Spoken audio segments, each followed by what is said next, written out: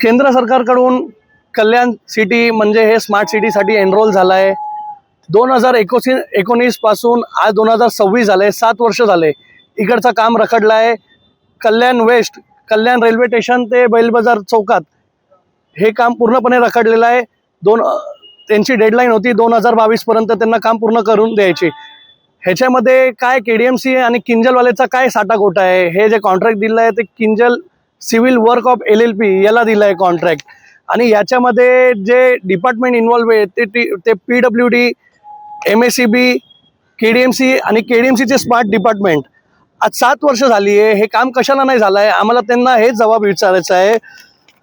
इकडे 7 वर्षात 50% पण काम नाही झालं आहे. आज नागरिक इकडे एवढे त्रस्त आहे. लाईट ब्रेकडाऊन आहे, इकडे लोकांना ट्रॅफिकची समस्या आहे. आणि MACB वाले चौधरी साहेब ॲडिशनल इंजिनियरला आम्ही जबाब विचारला तर त्यांना इकडची काहीच कल्पना नाही आहे.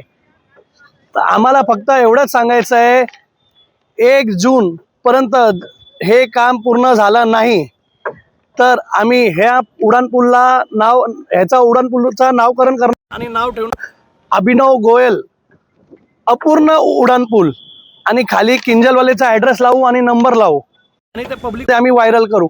एखादी कॉलेज स्टुडंटला पण आम्ही दाखवलं ना हे ब्रिजचा प्लॅन किंवा प्रोजेक्ट, तो पण सांगणार ह्याच्यामध्ये काहीच पार्ट नाही आहे. तर आम्ही डेडलाईन दिली आहे 1 जूनपर्यंत. 1 जूनपर्यंत जे काम नाही झालं तर आम्ही तीव्र आंदोलन करू नागरिकांसाठी. जय हिंद, जय महाराष्ट्र.